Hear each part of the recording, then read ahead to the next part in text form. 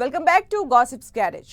గత సర్కార్లో వాళ్లే కీలకం. కూటమి సర్కార్ వచ్చాక వాళ్ళ ఊసే లేదు. కంటి తుడుపు చర్యగా మళ్లీ విధుల్లోకి తీసుకుంటామని చెప్తున్నా తమకు రామ్ చెప్పేసినట్లనని భావిస్తున్నారు వాలంటీర్లు.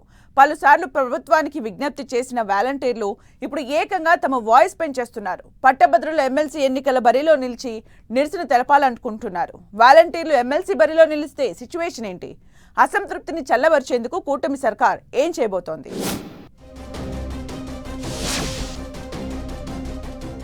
ఏపీలో పట్టభద్రుల ఎమ్మెల్సీ బరిలో వాలంటీర్లు ప్రభుత్వంతో నేరుగా కొట్లాటకు సిద్ధమవుతున్నారా? ఎన్నికల్లో పోటీ చేస్తామంటే ప్రభుత్వం దిగివస్తుందని భావిస్తున్నారా? ఏపీలో పట్టభద్ర ఎమ్మెల్సీ ఎన్నికలు ఇంట్రెస్టింగ్గా మారాయి. 2 స్థానాలకు గ్రాడ్యుయేట్ ఎమ్మెల్సీ పోల్స్ జరగబోతున్నాయి. ఈ నెల 27న జరిగే ఎన్నికకు నామినేషన్ల ప్రక్రియ మొదలైంది. అయితే గత ఎన్నికల్లో రికార్డ్ మెజారిటీతో అధికారంలోకొచ్చిన కూటమి పార్టీలు ఈ 2 స్థానాలపై గురిపెట్టాయి.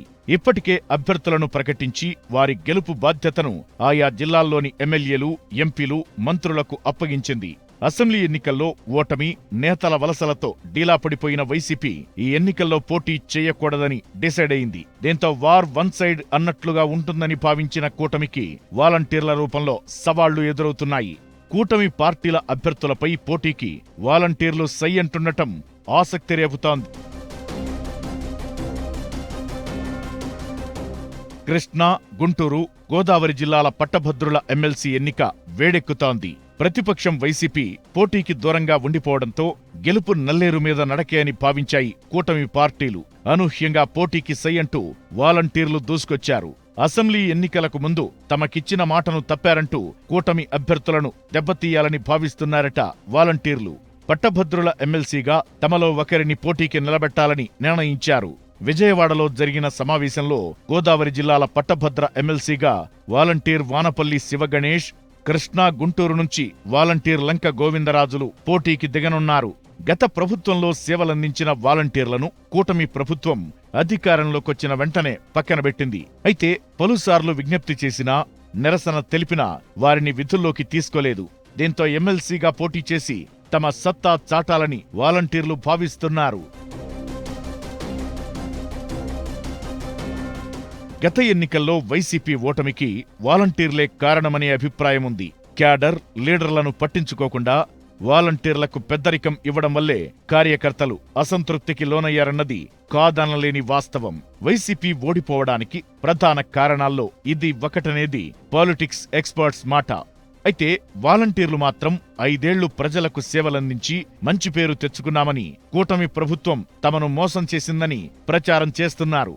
కూటమి గెలిస్తే వాలంటీర్ల వేతనాలను 10,000 చేస్తామని చెప్పారని, విద్యార్హతకు తగినట్లు ఇతర ఉపాధి అవకాశాలు కల్పిస్తామని హామీ ఇచ్చారని గుర్తు చేస్తున్నారు.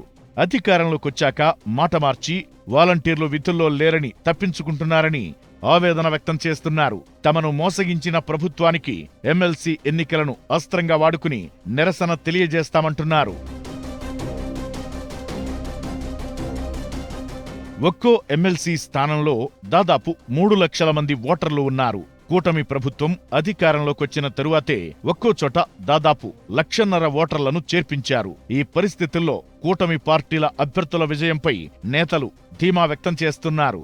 అయితే అనూహ్యంగా వాలంటీర్లు రంగంలోకి దిగడం, వారికి ఓటర్లతో నేరుగా సంబంధాలు ఉండటంతో ఎంతటి ప్రభావం చూపుతారనే చర్చ జరుగుతోంది.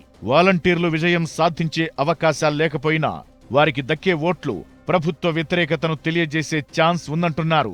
దీంతో పట్టభద్రుల ఎమ్మెల్సీ పోరు ఉత్కంఠ రేపుతోంది. గ్రాడ్యుయేట్ పోల్స్ లో వాలంటీర్ల ప్రభావం ఎంతుంటుందో చూడాలి మరి.